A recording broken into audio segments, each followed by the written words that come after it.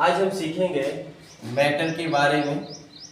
इसके बारे में हमने एक और वीडियो बना रखा है।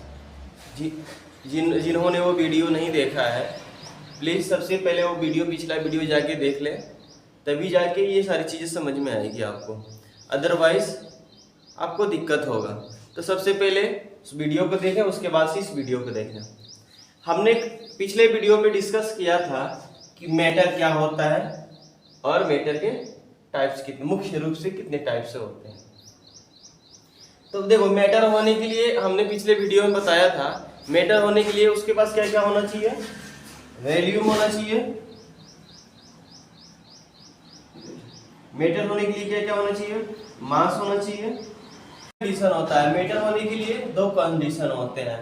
पहला कि उसके पास मास होनी चाहिए और दूसरा उसके पास वॉल्यूम होनी चाहिए। कम से कम ये दो कंडीशन अगर फुलफिल करता हो वो क्या है, मास, वो क्या है, मैटर है। अब देखिए, हमने कल सीखा था मुख्य रूप से कितने टाइप के पदार्थ होते हैं। पदार्थ यानी कि मैटर, तो पदार्थ मुख्य रूप से तो आपके 3 होते हैं, लेकिन रियलिटी में ये 5 टाइप्स के होते हैं। जैसे solid, liquid, gas, plasma, BEC, base Einstein condensate. देखो, ये जो प्लाज्मा होता है, देखिए मुख्य रूप से तो 3 ही होते हैं, लेकिन ये जो प्लाज्मा होता है, प्लाज्मा, अगर हम किसी पार्टिकल को इतनी ज्यादा एनर्जी दे दें, किसी पार्टिकल को बहुत ज्यादा एनर्जी दे दें, सुपर एनर्जेटिक कर दें, क्या कर दें, सुपर एनर्जेटिक, यानी हमने उसको हीट किया करते गए, हीट उसका टेम्परेचर बढ़ाते गए, बहुत ज्यादा टेम्परेचर इंक्रीज कर दिया। हमने किसी चीज को, पार्टिकल को, हमने किसी पार्टिकल को इतना ज्यादा, बहुत ज्यादा एनर्जी दे दिया, बहुत ज्यादा एनर्जी पा के वो सुपर एनर्जेटिक हो जाता है। सुपर एनर्जेटिक उस पार्टिकल, जो पार्टिकल है, उसको हमने इतनी ज्यादा एनर्जी दे दिया, इतना ज्यादा टेम्परेचर उसका बढ़ा दिया, टेम्परेचर ही बहुत ज्यादा बढ़ा दिया, तो सुपर एनर्जेटिक हो जाता है, उसे हम बोलते हैं प्लाज्मा। बीईसी क्या होता है, बेस आइंस्टाइन कंडेंसेट। हमने किसी चीज का टेम्परेचर लो कर दिया, किसी चीज का हमने क्या किया, टेम्परेचर इतना ज्यादा लो कर दिया, बहुत ज्यादा, एकदम सुपर लो कर दिया। मतलब एक तो होता है लो करना, बहुत ज्यादा लो कर दिया टेम्परेचर, उस चीज को हम बोलते हैं बीईसी। तो ये हमारे अभी सिलेबस का नहीं है, तो इसके बारे में हम ज्यादा चर्चा नहीं करेंगे। एक्चुअली मुख्य रूप से हम इसके बारे में सॉलिड, लिक्विड, गैस के बारे में पढ़ेंगे। अब देखो, सॉलिड होता क्या है, सॉलिड किसे बोलते हैं, सॉलिड किसी भी ठोस चीज को, जैसे ये ईंट, ये सॉलिड है। सॉलिड, लिक्विड जिसे हम पानी का बहुत जो पानी होता है, वाटर होता है, उसे हम लिक्विड बोलते हैं। देखिए, जो सॉलिड होता है उसका वॉल्यूम और शेप, वॉल्यूम फिक्स होता है। वॉल्यूम क्या होता है, फिक्स्ड होता है, निश्चित होता है। ये मार्कर है, इस मार्कर का क्या हम वॉल्यूम अभी तोड़ ताड़ के इसको चेंज कर सकते हैं, इसको हम क्या कर सकते हैं, इसको चेंज कर सकते हैं। एक बार ये शेप मिल गया तो ऐसे हम दाबेंगे तो इसको कोई फर्क नहीं पड़ेगा। ये जो बोर्ड है, इसका क्या वैल्यू, इसका वॉल्यूम फिक्स है। हर चीज का जो सॉलिड होता है उसका वॉल्यूम क्या होता है, फिक्स होता है। यानी हमने कोई ठोस बनाया, स्क्वायर बनाया, क्यूब बना दिया या क्यूबाइड बना दिया, जो दीवार होते हैं वो क्या, उसका वॉल्यूम क्या होता है, फिक्स तो होता है। अब इसका शेप भी फिक्स होता है। जो सॉलिड होता है उसका शेप, जिसका वॉल्यूम और शेप दोनों क्या हो, फिक्स्ड हो, उसे हम सॉलिड बोलेंगे। लिक्विड अब हम आगे बढ़ते हैं। लिक्विड किसे बोलेंगे? जिसका वॉल्यूम तो फिक्स्ड हो, लेकिन जिसका आकार फिक्स ना हो, जिसका आकार फिक्स ना हो, जिसका वॉल्यूम फिक्स हो लेकिन आकार फिक्स ना हो। निश्चित हो, वॉल्यूम तो निश्चित हो लेकिन ये अनिश्चित हो, यानी निश्चित ना हो। गैस का जो वॉल्यूम होता है वो भी फिक्स नहीं होता है। गैस का वॉल्यूम फिक्स नहीं होता है और ना ही इसका आयतन फिक्स, इसका शेप फिक्स होता है, इसका शेप भी फिक्स नहीं होता है। देखिए, जो लिक्विड है उसका वॉल्यूम फिक्स ना होने का एक ही रीजन है कि आप उसे जिस बर्तन में चाहो, जिस बर्तन में रखना चाहें, जिस जौन सा आकार देना चाहें, अगर उसे बोतल में रखें कोई और सा शेप है, उसको बाल्टी में रख दिए कोई और सा शेप ले लिया, जमीन पे फैला दिया उसका शेप अलग हो गया। ये शेप अपना बदलता रहता है। गैस का आयतन फिक्स नहीं, वॉल्यूम फिक्स नहीं होता है और इसका गैस का शेप भी फिक्स नहीं रहता है, क्योंकि इसका भी आकार परिवर्तित होता रहता है। इसके बारे में, स्पेस के बारे में देखते हैं कि किसमें, देखो किसमें ज्यादा स्पेस होता है, किसमें कम स्पेस होता है। कहने का मतलब हम जानते हैं कि कोई भी मैटर जो होता है पार्टिकल से मिलके बना होता है। हम जानते हैं कि कोई भी मैटर होता है किससे मिलके बना होता है? पार्टिकल से मिलके बना होता है। और ये जो पार्टिकल होते हैं एक दूसरे को अट्रैक्शन फोर्स से खींचे रखते हैं, बांधे रखते हैं। तो ये जो सॉलिड होता है इसमें जो पार्टिकल होते हैं ना पास में होते हैं, यानी हम कह सकते हैं जो सॉलिड है उसमें जो स्पेस है बहुत कम होता है।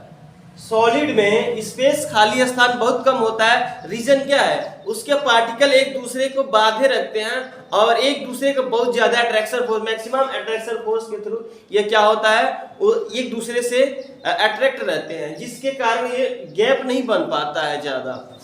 और जो लिक्विड होता है इसके पार्टिकल थोड़ा दूर होते हैं। लिक्विड के पार्टिकल्स क्या होते हैं? दूर होते हैं। इसमें जो अट्रैक्शन फोर्स होता है इसके कंपैरिजन में कम होता है। इसके पार्टिकल्स जो होते हैं एक दूसरे से ऐसे बांधे रखते हैं। देखो ऐसे बांधे रखना, अगर ये धीमा रहेगा तो ऐसे टूट जाएगा इसका। ये एक दूसरे से बांधे रखेंगे तो ये हल्का फोर्स लगाएगा तो टूट जाएगा और ये एक दूसरे से दूर हो जाएंगे। इसके कारण ही क्या होता है, ये लिक्विड जो बह जाता है। पार्टिकल हमेशा अपना जगह चेंज करते रहते हैं, लेकिन सॉलिड में जो पार्टिकल होते हैं अपनी जगह पे सिर्फ हिल सकते हैं, अपना जगह चेंज नहीं करते हैं। लेकिन ये जो लिक्विड होते हैं ये अपना जगह चेंज कर लेते हैं। चाहे यहाँ आ गया, ये उठ के यहाँ चला गया, ये उठ के यहाँ पे चला, ये अपना जगह बदलते रहते हैं। एक दूसरे से का जो अट्रैक्शन फोर्स है कम होता है, जिसके कारण ये इसका शेप क्या होता है, निश्चित नहीं हो पाता है। और गैस का देखते हैं, जो गैस का पार्टिकल होते हैं बहुत दूर होते हैं। गैस के जो पार्टिकल्स होते हैं बहुत दूर होते हैं। गैस के पार्टिकल्स बहुत दूर होते हैं। ये हमेशा मोशन में रहते हैं, ये हमेशा बड़ी तेजी से मूवमेंट, इसमें काइनेटिक एनर्जी बहुत ज्यादा होती है और बड़ी तेजी से मूव करते हैं, जिसके कारण इसमें अट्रैक्शन फोर्स लग ही नहीं पाता है, बहुत कम लगता है। यानी कि इसमें खाली स्थान क्या होगा, सबसे ज्यादा होगा। इसमें जो खाली स्थान होगा वो क्या होगा, मैक्सिमम होगा। ये क्या होता है, सबसे मिनिमम होता है, इसमें मिनिमम सबसे ज्यादा होता है। इस गैप खाली स्थान जो होता है इसमें बहुत ज्यादा होता है, इसमें खाली स्थान कम होता है, इसमें बहुत ही कम होता है। अब हम देखते हैं इसमें अट्रैक्शन फोर्स के बारे में। इसमें जो आकर्षण बल है, एक दूसरे को जो बांधे रखते हैं, ये इसमें बहुत ज्यादा होता है। जो सॉलिड होता है इसमें अट्रैक्शन फोर्स बहुत ज्यादा होता है, जिसके कारण इसके जो पार्टिकल होते हैं एकदम करीब में होते हैं, एकदम पास में एक पार्टिकल है, इसका मतलब अट्रैक्शन फोर्स बहुत ज्यादा है, यानी कि अट्रैक्शन। अब देखो जो लिक्विड होता है इसके अट्रैक्शन फोर्स, ये पानी की तरफ बह जाते हैं तो ये पार्टिकल एक जगह से दूसरी जगह मूवमेंट करते हैं, जिसके कारण इसमें थोड़ा सा कम होता है अट्रैक्शन के कंपैरिजन में। ये वेरी हाई, इसको हाई बना लो, ये हाई और ये लो, यानी कि इसमें अट्रैक्शन फोर्स बहुत ही कम लगता है। कोई सॉलिड होता है उसका वैल्यू फिक्स होता है, शेप फिक्स होता है, अट्रैक्शन इसमें खाली स्थान बहुत कम होते हैं और इसमें अट्रैक्शन फोर्स बहुत ज्यादा लगता है। जो लिक्विड होता है इसका शेप नहीं, इसका वैल्यू क्या होता है, फिक्स होता है, शेप फिक्स नहीं होता है। इसमें इसमें जो स्पेस होता है कम होता है, इसमें अट्रैक्शन फोर्स थोड़ा हाई होता है, ये वेरी हाई होता है, इसमें हाई होता है, मतलब इसके कंपैरिजन में ज्यादा होता है। जो गैस होता है इसका जो वैल्यू भी वो भी फिक्स नहीं होता है, इसका शेप ये भी फिक्स नहीं होता है, इसमें अट्रैक्शन खाली गैप बहुत ज्यादा होता है, मैक्सिमम होता है, बहुत ज्यादा होता है। और इसमें टेम्परेचर क्या होता है, टेम्परेचर के अलावा अट्रैक्शन फोर्स बहुत ही कम लगता है।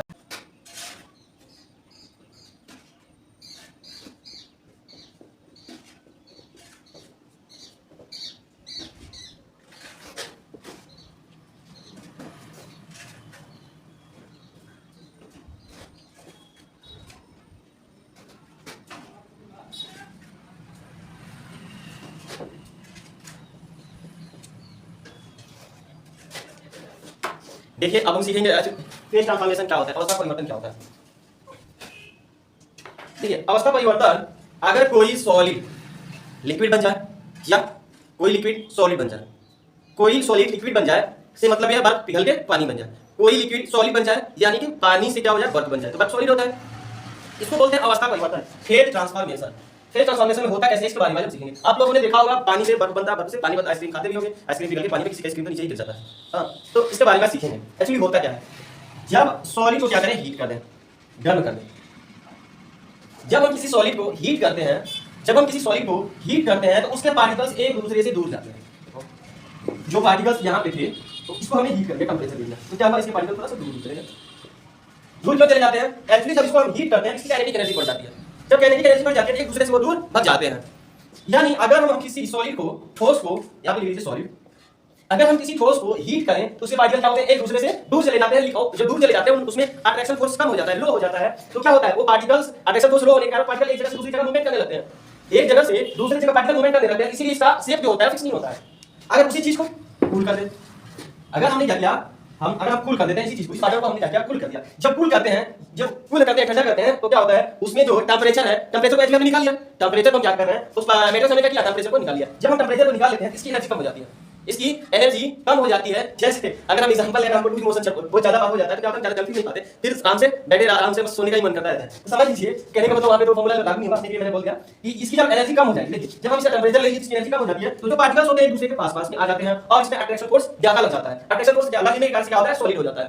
तो जब टेंपरेचर बढ़ेगा, जब टेंपरेचर बढ़ेगा तो फेज चेंज होगा, इसी को बोलते हैं फेज ट्रांसफॉर्मेशन। सॉलिड से लिक्विड का बनना, सॉलिड से लिक्विड का बनना ही फेज ट्रांसफॉर्मेशन है, या लिक्विड से सॉलिड बनना ही फेज ट्रांसफॉर्मेशन है। दोनों हो सकते हैं, वाइस वर्सा। फेज ट्रांसफॉर्मेशन यानी कि कोई भी मैटर अपनी भौतिक अवस्था परिवर्तित कर दे, यानी कि फिजिकल जो फिजिकल स्टेट है उसको इसे चेंज कर दिया।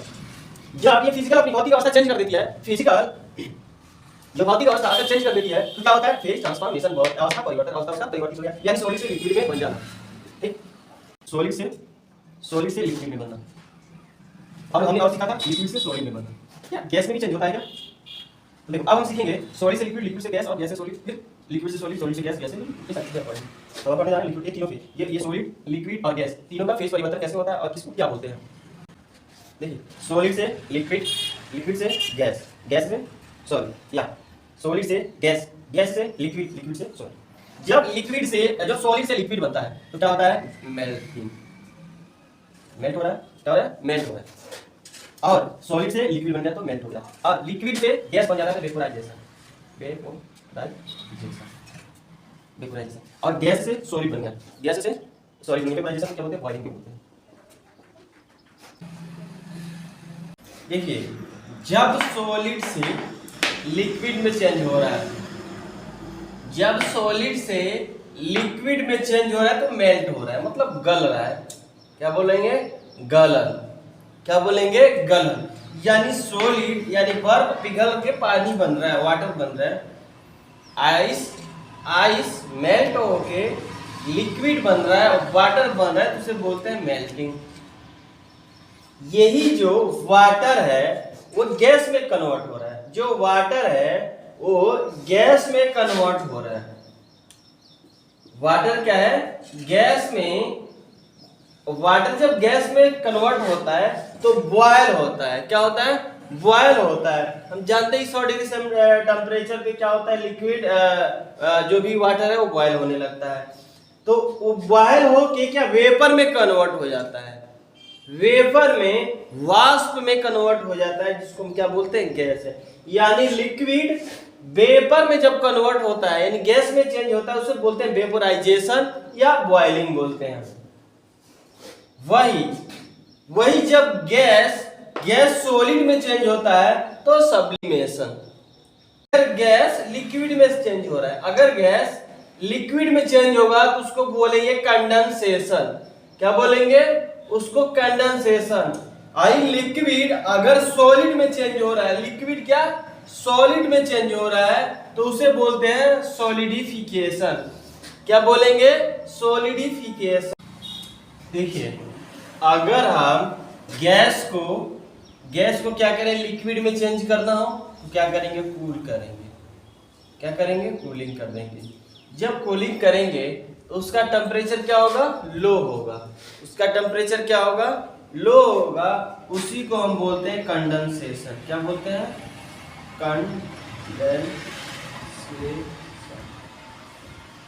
कंडेंसेशन।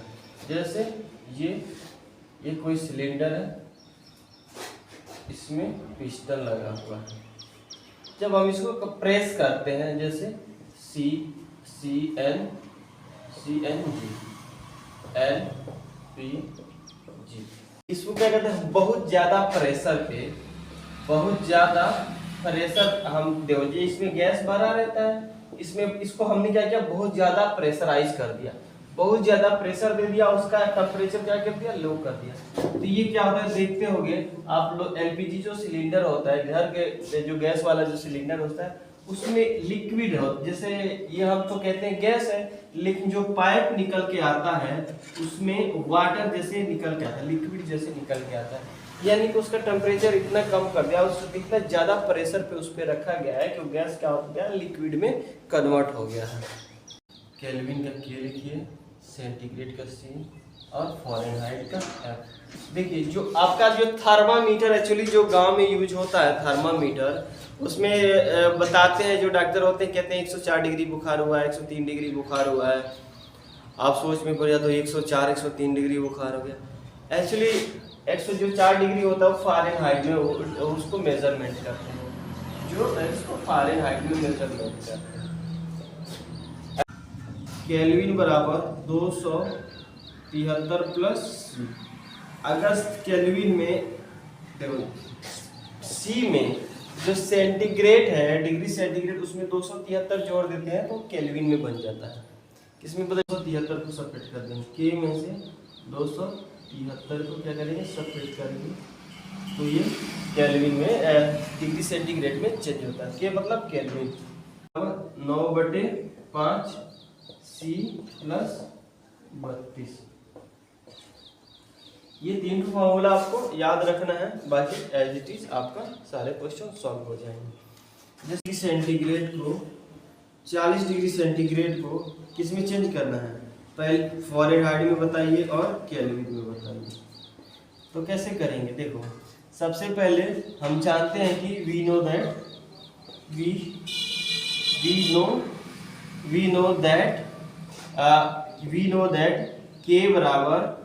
के बराबर होता है 273 प्लस C। ठीक, 273 प्लस C।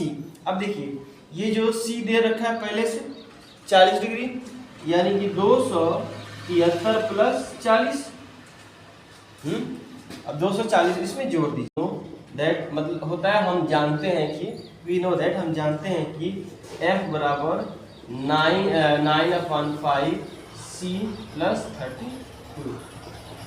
जो 9/5 है तो यहाँ पे लिखिए 9/5 C की जगह 40 प्लस 30।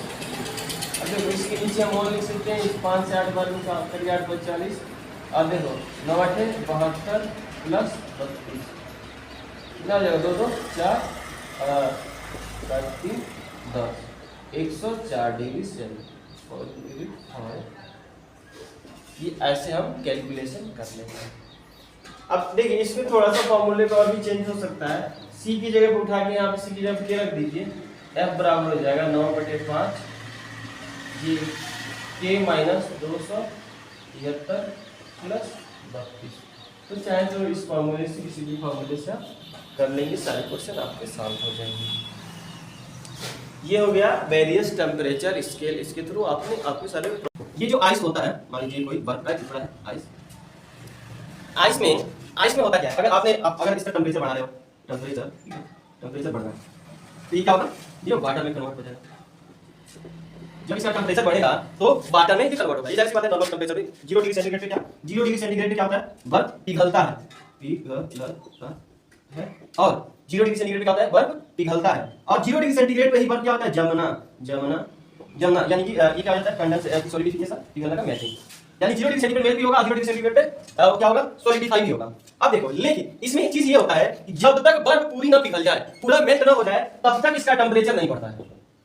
ये बर्फ मान लीजिए पिघलते थोड़ा सा बचा, फिर और पिघलते मान लीजिए ये यहाँ पे छोटा सा टुकड़ा बच गया बर्फ, ये बर्फ का समझिए छोटा टुकड़ा बनी। अभी भी आप इसका टेम्परेचर देखो, आप इसको क्या कह रहे हो, इसका टेम्परेचर बढ़ा रहे हैं, क्या करें आप इसका टेम्परेचर बढ़ा रहे हैं, थर्मामीटर से इसमें नापेंगे, जैसे आपको इसका जो वाटर है ना इसका टेम्परेचर नहीं बढ़ेगा, थोड़ा भी बर्फ देखो इतना सा छोटा सा भी बर्फ बचा रहेगा, तब भी आप इसको थर्मामीटर से मेजर करेंगे, इसका टेम्परेचर नहीं बढ़ेगा। लेकिन जब ये पूरी तरह से पिघल जाएगा, बर्फ का छोटा भी टुकड़ा ना बचा हो, क्या हुआ, सब पिघल गया हो, सब मेल्ट हो गए, तब थर्मामीटर से मेजर करेंगे, उसके बाद इसका टेम्परेचर बढ़ना इसका चालू होगा। अर्थात जो मेल्टिंग का कंडीशन है, जो आइस के मेल्टिंग का जो कंडीशन है, उसमें टेम्परेचर क्या होता है, कांस्टेंट होता है। जो टेम्परेचर है वो क्या होता है, कांस्टेंट मतलब ये कांस्टेंट मतलब है कि बदलता नहीं है। आइस जब पिघलता है, मेल्ट होता है, तो उसका आइस में मेल्ट होता है, उस कंडीशन में जो टेम्परेचर है वाटर का, भाई मेल्ट होगा तो वाटर भी चेंज होगा। जब वो चेंज होगा तो क्या होगा, उसका टेम्परेचर फिक्स रहता है, उसका टेम्परेचर फिक्स रहता है, नहीं बदलता है, नहीं उसका टेम्परेचर।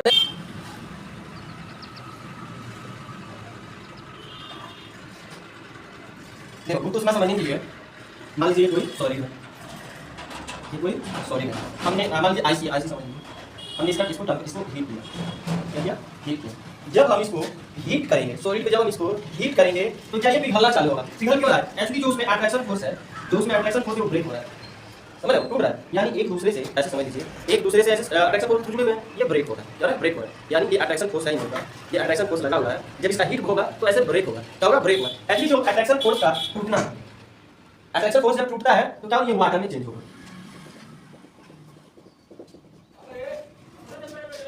जब आइस को क्या करेंगे, हीट करेंगे, यानी सॉलिड को आपने हीट किया तो उसमें जो अट्रैक्शन फोर्स है, क्या हो रहा है, ब्रेक हो रहा है। जब अट्रैक्शन फोर्स ब्रेक होगा तो पार्टिकल एक दूसरे से दूर जाएंगे, यानी वही तो लिक्विड चेंज होता है, वही तो लिक्विड में चेंज होगा। अट्रैक्शन फोर्स का लो होना ही तो लिक्विड में कन्वर्ट होना होता है, अट्रैक्शन फोर्स मॉडरेट हो जाता है। अब देखिए, अब यहाँ पे ये हुआ कि सॉलिड से लिक्विड में चेंज हो गया, क्या हो गया, सॉलिड से लिक्विड में चेंज हो गया, हमने इसको हीट किया और सॉलिड से लिक्विड में चेंज होना। और ये अंडर लिक्विड ये आपने और हीट किया, क्या किया, और हीट किया, और हीट करने के बाद किसमें चेंज हो जाता है, मान लीजिए गैस में चेंज हो जाता है।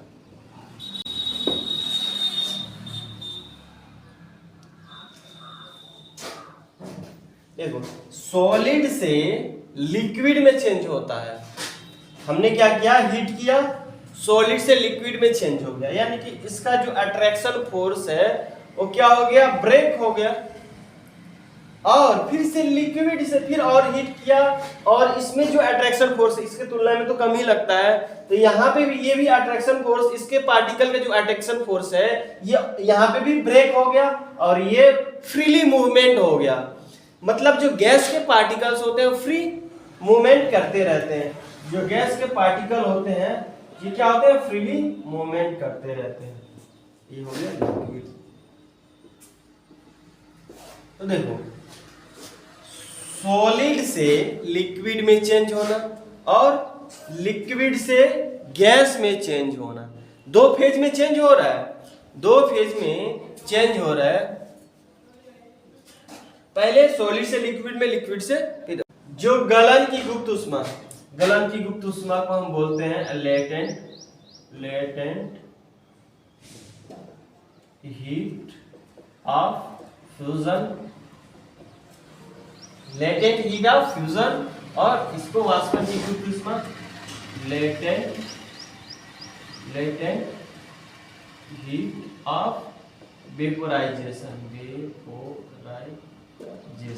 देखो तो अब इसको हम करते हैं latent heat of fusion, latent heat of fusion.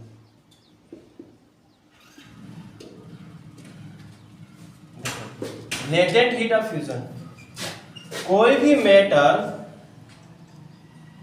Matter अपनी अवस्था परिवर्तन कर रहा है ना। देखो सॉलिड्स, जब कोई भी सॉलिड मेल्ट होके लिक्विड में जो कन्वर्ट होता है, जो कोई सॉलिड मेल्ट होके लिक्विड में कन्वर्ट होता है, तो यहाँ पे देखो टेम्परेचर नहीं बदलता है जब तक ये पूरी तरह से लिक्विड में ना चेंज हो जाए।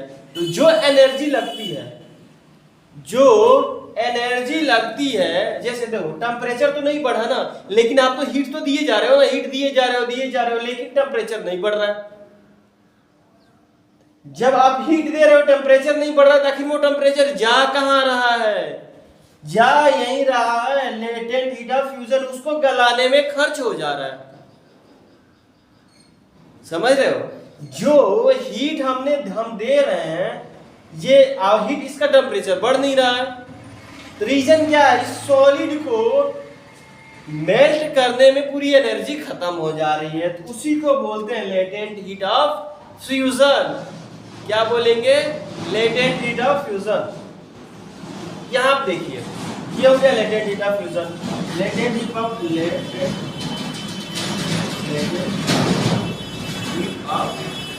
वेपोराइजेशन।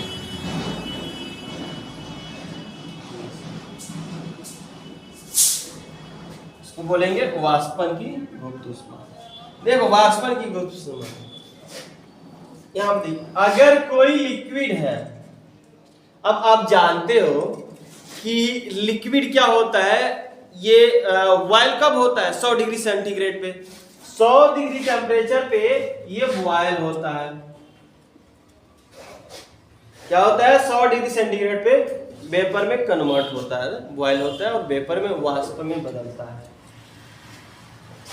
तो देखो, जब तक ये वाटर पूरी तरीके से गैस में ना कन्वर्ट हो जाए, तब तक इसका टेम्परेचर क्या होगा? 100 डिग्री। बॉयल हो रहा है यानी टेम्परेचर 100 डिग्री है। इसका टेम्परेचर जब बढ़ेगा, देखो गैस किस पे बनेगा? वाष्प किस पे बनता है? 100 डिग्री सेंटीग्रेड पे। जब तक ये पूरी तरह से वाष्प ना बदल जाए, पूरी तरह से गैस ना बदल जाए, तब तक इसका टेम्परेचर क्या रहता है? फिक्स रहता है, कंटिन्यूअस रहता है, नहीं बदलता है। हम तो टेम्परेचर दिए जा रहे हैं, हम तो लगातार उसको हीट किए जा रहे हैं, लेकिन फिर भी टेम्परेचर नहीं बढ़ रहा है। आखिर में वो टेम्परेचर जा कहां रहा है? इसको वेपोराइज करने में पूरी टेम्परेचर क्या हो जा रही है? खत्म हो जा रही है। यानी जो लेटेंट हीट ऑफ वेपोराइजेशन है, जो लेटेंट हीट ऑफ वेपोराइजेशन है, वो लिक्विड से गैस में कन्वर्ट करने में पूरी एनर्जी क्या हो जाती है? जितनी एनर्जी लगती है लिक्विड से गैस में चेंज करने में जितनी एनर्जी लगती है, उसे हम बोलते हैं लेटेंट हीट ऑफ वेपोराइजेशन।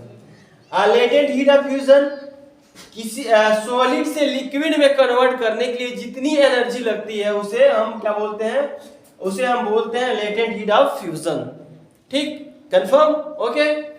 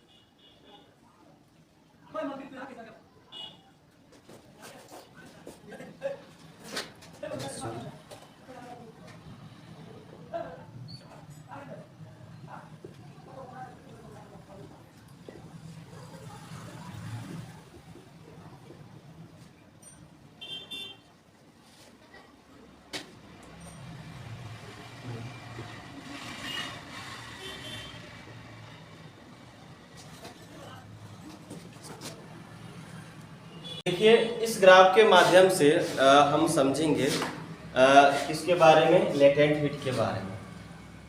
देखो हमने क्या किया, एक वर्टिकल लाइन ले लिया और एक हॉरिजॉन्टल लाइन ले लिया। वर्टिकल लाइन एक हॉरिजॉन्टल लाइन ले लिया। हमने क्या किया, नीचे एनर्जी, इसको हमने एनर्जी का स्केल ले लिया, यहाँ पे टेम्परेचर का स्केल ले लिया। देखो यहाँ पे ऊपर जाएंगे तो टेम्परेचर बढ़ेगा, यहाँ पे इधर जाएंगे तो इसकी एनर्जी बढ़ेगी। ठीक, तो देखो कोई सॉलिड है, कोई सॉलिड है, जब किसी हम सॉलिड को हीट करेंगे, देखो हीट कर रहे हैं, हीट करेंगे तो इसकी एनर्जी भी बढ़ रही है और इसका टेम्परेचर भी बढ़ रहा है। देखो ये सॉलिड है, लेकिन ये क्या होगा, कुछ समय के बाद से इसका टेम्परेचर फिक्स हो जाएगा। देखो किसी भी बॉडी का, किसी भी चीज का अपना तो एक उसका टेम्परेचर होता है, उसका खुद का टेम्परेचर होता है और उसकी खुद की एनर्जी होती है। देखो जब उसको हम हीट कर रहे हैं, क्या कर रहे हैं, हम हीट कर रहे हैं, हीट किए जा रहे हैं, हीट किए, एनर्जी बढ़ रही है, देखो एनर्जी बढ़ रही है, एनर्जी बढ़ रही है, लेकिन टेम्परेचर नहीं बढ़ रहा है। इसके ऊपर जाएगा, इसके ऊपर जा रहा है क्या, इसके ऊपर नहीं जा रहा है ना, इस वाले मीटर स्केल पे, इसके स्केल पे टेम्परेचर वाले स्केल पे ऊपर नहीं जा रहा है ना, ये इसके पे फिक्स है। यानी कि टेम्परेचर देखो नहीं बढ़ रहा है, टेम्परेचर फिक्स है, टेम्परेचर फिक्स है। तो क्या हो रहा है, सॉलिड क्या हो रहा है, मेल्ट हो रहा है। टेम्परेचर देखो, टेम्परेचर फिक्स है, सॉलिड क्या हो रहा है, मेल्ट हो रहा है, पिघल रहा है। अब देखो जब तक ये पूरी तरह से पिघल ना जाए, जब तक ये ग्राफ देखो पूरी ग्राफ फिक्स है, क्यों फिक्स है, क्योंकि ये मेल्ट हो रहा है, इसका टेम्परेचर नहीं बढ़ता है। जब पूरी तरह से पिघल जाएगा, पानी हो जाएगा। देखो जब सॉलिड पूरी तरह से मेल्ट होके क्या हो जाए, वाटर में कन्वर्ट हो जाए। देखो जब वाटर में कन्वर्ट हो जाएगा तब उसकी टेम्परेचर देखो बढ़ रही है, टेम्परेचर बढ़ रही है, ये ऊपर जा रहा है ना, ऊपर जा रहा है, क्या टेम्परेचर बढ़ गया। यानी हम कह सकते हैं सॉलिड से लिक्विड में चेंज करना। ठीक, सॉलिड से जब लिक्विड में चेंज हो रहा है तो इसकी टेम्परेचर नहीं बढ़ रही है ना, लेकिन फिर चेंज हो रहा है। तो जब सॉलिड से लिक्विड में कन्वर्ट होने में जितनी एनर्जी लगेगी, सॉलिड से लिक्विड में चेंज करने में जितनी एनर्जी लगेगी, वही क्या है, latent heat, latent heat of fusion. Okay, solid से लिक्विड में चेंज होने में जितनी एनर्जी लगेगी उसे हम बोलते हैं लेटेंट हीट ऑफ फ्यूजन। ये हो गया, टेम्परेचर बढ़ गया, टेम्परेचर बढ़ गया, ये समझ गए। इसके बाद देखो, अब जब वेपोराइज होने के लिए हम जानते हैं कि जो लिक्विड होता है 100 डिग्री सेंटीग्रेड पे वेपोराइज होता है, वो उसमें बॉइलिंग होना चालू हो जाता है। तो देखो जब वो बॉइलिंग हो रहा है उसकी टेम्परेचर फिक्स रहेगी, क्योंकि 100 डिग्री पे ही बॉयल होता है, वाटर 100 डिग्री सेंटीग्रेड पे बॉयल होता है। जब तक ये बॉयल होता रहेगा उसका टेम्परेचर क्या रहेगा, फिक्स रहेगा। देखो नहीं बढ़ रहा है, ये टेम्परेचर मान लीजिए इसका यूं आ गया, इसके बाद नहीं बढ़ रहा है ना, थोड़ा भी नहीं ऊपर जा रहा है। जब इसका टेम्परेचर नहीं बढ़ रहा है यानी आप तो एनर्जी दिए जा रहे, एनर्जी बढ़ रही है। देखो ये एनर्जी बढ़ रही है, यहाँ पे भी टेम्परेचर सेम है, यहाँ पे भी टेम्परेचर सेम है, यहाँ पे टेम्परेचर सेम है, यहाँ पे इतनी एनर्जी बढ़ रही है, एनर्जी बढ़ रही है लेकिन टेम्परेचर नहीं बढ़ रहा है। एक समय आएगा पूरी तरह से वो गैस में कन्वर्ट हो चुका होगा, क्या होगा, पूरी तरह से। तो यहाँ पे जितनी एनर्जी मिल चुकी होगी, देखो लिक्विड से, ये लिक्विड है, यहाँ पे जहाँ से वेपोराइज चालू हो गया, यहाँ से और यहाँ तक ये जो एनर्जी है, ये जो एनर्जी है, ये लिक्विड से किसमें चेंज होने में, लिक्विड से गैस में चेंज होने में, लिक्विड से गैस में चेंज होने में जितनी एनर्जी लगेगी, ये देखो लिक्विड से गैस में चेंज होने में जितनी एनर्जी लगेगी उसे हम बोलते हैं latent heat, latent heat of vaporisation.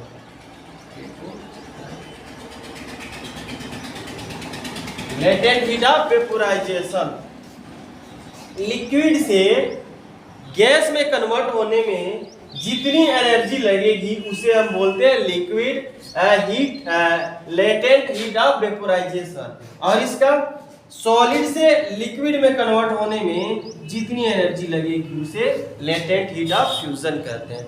Okay, concept clear? अगर कोई भी प्रॉब्लम हो तो आप कमेंट करके बताइए आपकी प्रॉब्लम। देखो ये दो टॉपिक है, मेल्टिंग और बॉइलिंग। मेल्टिंग के बारे में समझेंगे। जैसे सॉलिड, कोई भी मैटर सॉलिड से जब लिक्विड में चेंज होता है, कोई भी मैटर सॉलिड से किस में चेंज हो गया? लिक्विड में चेंज हो गया, उसे हम बोलते हैं मेल्टिंग, गलन। क्या बोलते हैं? गलन। क्या हो रहा है? गल रहा है, यानी कि मेल्ट हो रहा है उसे। जब ठोस पदार्थ सॉलिड मैटर लिक्विड में कन्वर्ट हो जाए, जब ठोस पदार्थ द्रव में लिक्विड में कन्वर्ट हो जाए तो उसे हम बोलते हैं मेल्टिंग। जब आप देखो, एक होता है जब सॉलिड से लिक्विड में कन्वर्ट हो रहा है तो मेल्ट हो रहा है, लेकिन अब इसमें हो गया ना किस टेम्परेचर पे, देखो किस टेम्परेचर पे वो मेल्ट होगा। तो जब सॉलिड लिक्विड में कन्वर्ट होगा, जिस टेम्परेचर पे, जब सॉलिड लिक्विड में चेंज होने के लिए जो जिस टेम्परेचर पे चेंज होगा उसे हम बोलते हैं मेल्टिंग पॉइंट। मेल्टिंग, जब सॉलिड लिक्विड में जिस टेम्परेचर पे चेंज होगा उसे हम बोलते हैं मेल्टिंग पॉइंट। ठीक, अब देखिए यहां पे अगर कोई लिक्विड गैस में कन्वर्ट हो रहा है, क्या हो रहा है? गैस में कन्वर्ट हो रहा है, तो उसको हम बोलते हैं बॉइलिंग। और जिस पॉइंट पे चेंज होता है, जिस टेम्परेचर पे चेंज होता है उसे हम बोलते हैं बॉइलिंग पॉइंट। बॉइलिंग यानी वो कोई भी पदार्थ जिस टेम्परेचर पे वो गैस बनने लगे, क्या बनने लगे? गैस बनने लगे, उस पॉइंट को बोलते हैं बॉइलिंग पॉइंट। और जब सॉलिड जिस पॉइंट पे लिक्विड में कन्वर्ट हो जाए, जिस टेम्परेचर पे लिक्विड में कन्वर्ट हो जाए उसे हम बोलते हैं मेल्टिंग पॉइंट। कंफर्म हुआ कि यहाँ पे सॉलिड से लिक्विड बन रहा है जबकि यहाँ से लिक्विड से गैस बन रहा है। बॉइलिंग पॉइंट और मेल्टिंग पॉइंट, मेल्टिंग जब मेल्ट हो रहा है, समझिए पिघल रहा है, तो उसे जिस टेम्परेचर पे पिघलेगा उसे मेल्टिंग पॉइंट। बॉयल उबल रहा है, तो समझिए जिस पॉइंट पे वो उबलेगा गैस बनेगा उसे हम बोलते हैं बॉइलिंग पॉइंट। इवेपोरेशन के बारे में समझ लीजिए। एक्चुअली देखो, वेपोराइजेशन होता है क्या है कि जब 100 डिग्री सेंटीग्रेड पे वाटर क्या होता है? गैस में कन्वर्ट होता है। इसमें वाष्प में कन्वर्ट होता है 100 डिग्री सेंटीग्रेड पे। तो ये क्या है? वाष्प में। लेकिन इवेपोराइजेशन में इसमें क्या होता है? ये स्वतः अपने आप किसी भी टेम्परेचर पे क्या होता है? इवेपोरेट होता रहता है। क्या होता है? इवेपोरेट। जैसे तालाब में अगर पानी है, ये पॉन्ड है, अगर पॉन्ड है उसमें पानी है, तो इसमें देखो ऐसे हर टेम्परेचर पे डेली बाय डेली सूर्य की किरणों से क्या होता है? ये इवेपोरेट होके ये ऊपर जाता रहता है। तो देखो ये एनी किसी भी पॉइंट पे, किसी भी पॉइंट वाले टेम्परेचर पे, एनी पॉइंट क्या होता है? लिक्विड गैस में कन्वर्ट होता है। एनी पॉइंट लिक्विड किस में चेंज होता है? गैस में। एनी पॉइंट लिक्विड, ये क्या होता है? ये लिक्विड है, ये किस में चेंज हो गया? गैस में। हमारे आसपास के जो एटमॉस्फेयर है, तो इसका उसी टेम्परेचर पे क्या होता है? ये इवेपोरेट होता रहता है। क्या होता है? हमारे जो एटमॉस्फेयर है,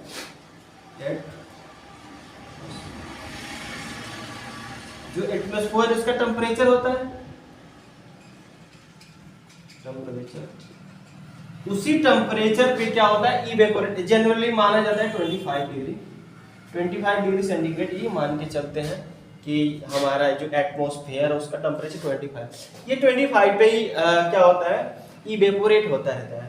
यानी कि ये देखिए कम ज्यादा मतलब किसी भी पॉइंट पे इवेपोरेट होता है, किसी दिन धूप ज्यादा हो गया तो ज्यादा इवेपोरेट हो गया, कम हो गया कम, मतलब हमेशा इवेपोरेट होता रहता है, यानी हमेशा गैस में वाष्प में बदलता रहता है। तो जब एनी पॉइंट किसी भी टेम्परेचर पे लिक्विड से गैस में बनना ही इवेपोरेशन कहलाता है। देखो किसी भी पॉइंट से लिक्विड से गैस में बदल जाना, किसी भी पॉइंट पे लिक्विड से गैस में बदल जाना ये भी इवेपोरेशन कहलाता है। ओके, अब देखो इसमें एक चीज ध्यान देने वाली बात ये है, देखो ये सरफेस, इसको बोलते हैं सतह, ये क्या होता है ये सतह पे होता है, इसको बोलते हैं सरफेस फिनोमिना, सरफेस फिनोमिना।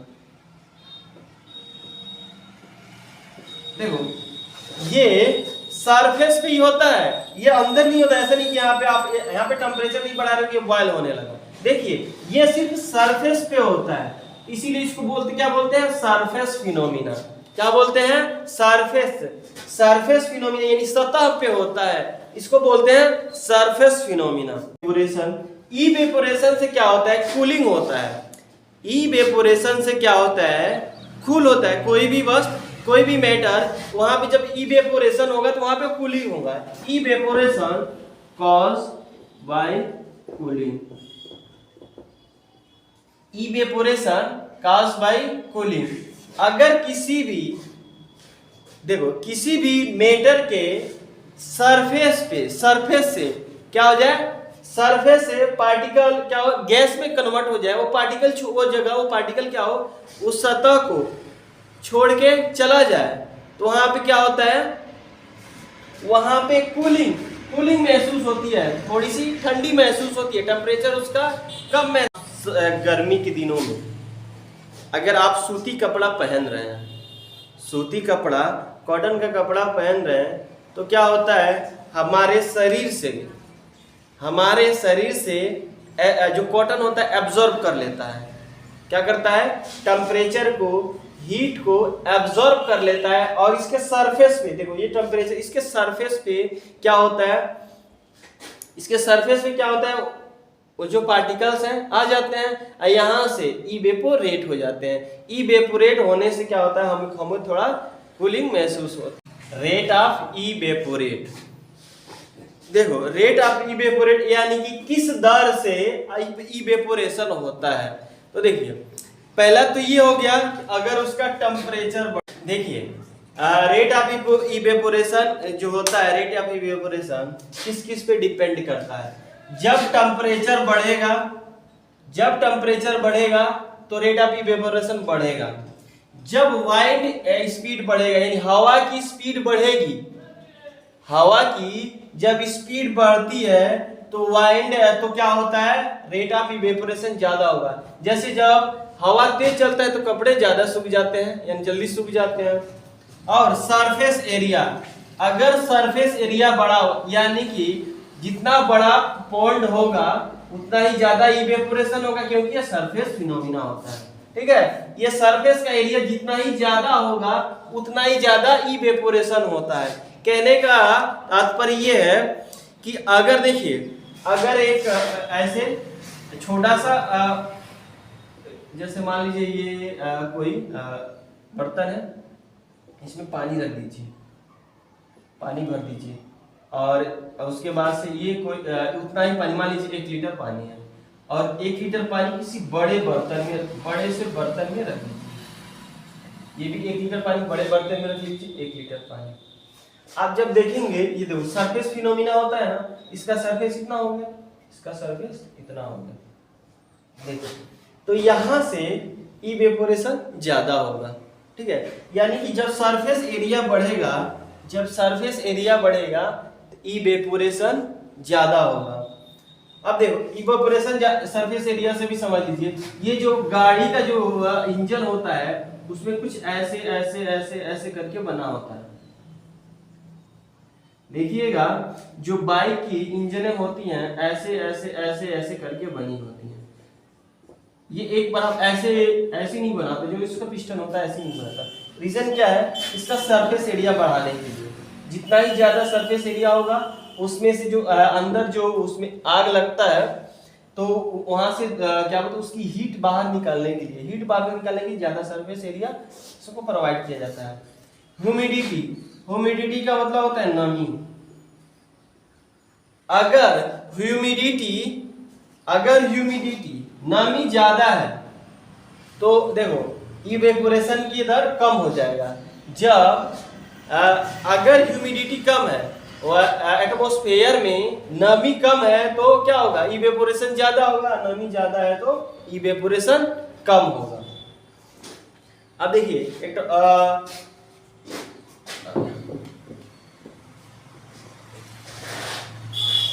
क्या रीजन है? कोई मान लीजिए बोतल है, कोल्ड ड्रिंक वाली बोतल है मान लीजिए, ये समझ लीजिए कोल्ड ड्रिंक की बोतल है।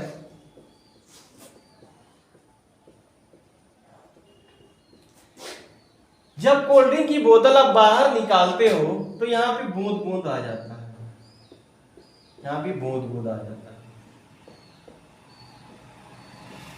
ठीक, जब आप कोल्ड ड्रिंक्स की बोतल लेते हो तो यहाँ पे बूंद बूंद आ जाता है। रीजन क्या है? देखिए एक्चुअली हम जो एटमॉस्फेयर होता है उसमें क्या ह्यूमिडिटी होती है, यानी बाहर ये नमी है। हम जानते हैं इवेपोरेशन जो होता है रेट ऑफ, तो उसमें क्या होता है? ह्यूमिडिटी डिपेंड होता है। तो यहाँ का टेम्परेचर क्या है? बहुत कम है। क्या है? यहाँ का टेम्परेचर कम है, यहाँ का टेम्परेचर ज्यादा है। तो ये जो पार्टिकल्स आते हैं यहाँ पे चिपक जाते हैं। ये पार्टिकल्स, नमी वाले पार्टिकल्स क्या आते हैं? यहाँ से आगे चिपक जाते हैं।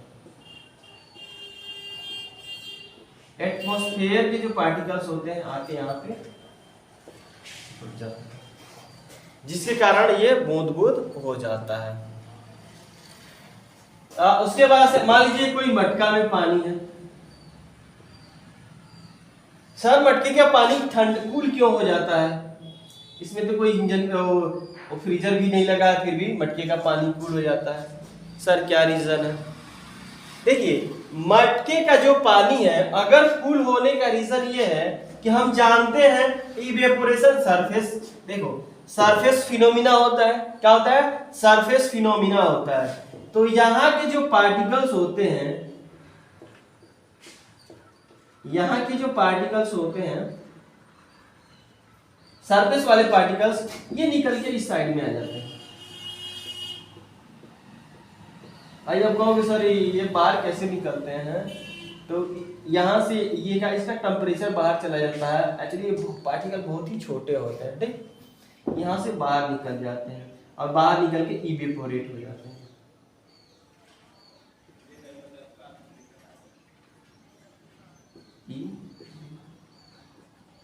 इवेपोरेट आप जानते हो किसी भी टेम्परेचर पे होता है, इवेपोरेशन किसी भी टेम्परेचर पे हो जाता है। तो ये बाहर चले गए, यहाँ का क्या हीट कम हो गया। अब फिर यहाँ का जो हीट ज्यादा थी यहाँ पे पहुंच गया, यहाँ वाला हीट यहाँ पे पहुंच गया, यहाँ वाला हीट यहाँ पे पहुंच गया, यहाँ वाला हीट यहाँ पे पहुंच गया। ठीक, तो ऐसे करके फिर ये बाहर चला गया इसका टेम्परेचर, फिर इसका वाला टेम्परेचर ये ऐसे करते करते ये पूरी प्रोसेस ये पूरे मटके में होता रहता है, जिसके कारण यहाँ का जो टेम्परेचर है कूल हो जाता है और बाहर ये सारी चीजें इवेपोरेट हो जाते हैं। तो जिसके कारण से वाटर क्या होता है, इसके मटके के अंदर का वाटर कोल्ड हो जाता है।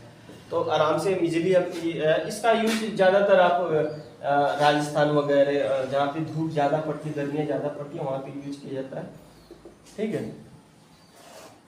मैंने भी इसका यूज किया। एक्चुअली मैं भी राजस्थान कोटा में गया था तैयारी करने के लिए। तो इसमें क्या होता था कि हम लोग मटके वाला पानी पीते थे, इसमें मटके वाला पानी पीते थे। लेकिन अब तो गर्मी में जब तक तो ठंडी था तो गर्मी था तो ठीक था, लेकिन ठंडी में इस इतना ज़्यादा कोल्ड हो जा रहा था कि इसको पी नहीं पाते थे हम।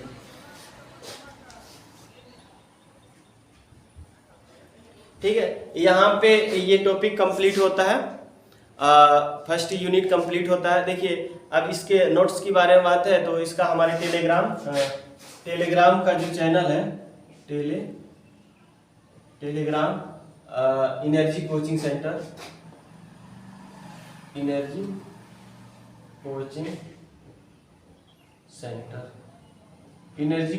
के टेलीग्राम चैनल से आपको प्रोवाइड करवा दिया जाएगा। वहाँ से आपको इसके पहले यूनिट के सारे नोट्स आपको अवेलेबल करवा दिए जाएंगे, वहीं से आपको मिल जाएंगे। और यहाँ से अब नेक्स्ट टॉपिक में हम अगला यूनिट करेंगे। ऐसे कैसे हम पूरे कोर्स को कंप्लीट कर लेंगे। और यहाँ पे कोई भी डाउट हो आपको कृपा करके उसमें कमेंट के सेक्शन में बता दीजिए कि सर हमको यहाँ पे ये टॉपिक समझ में नहीं आ रहा है, मैं आपको इससे उसका अगर उसमें क्या मैं कमेंट सेक्शन में ही आपका उसको प्रॉब्लम अगर सॉल्व हो जाएगा तो कर दूंगा। अगर नहीं तो लगे कि कोई बिग इशू है फिर से दूसरा वीडियो बना के उसमें आपको लिंक दे दिया जाएगा, उसमें आपकी प्रॉब्लम सॉल्व करवा दी जाएगी। Okay, thank you. तब तक के लिए बहुत बहुत धन्यवाद।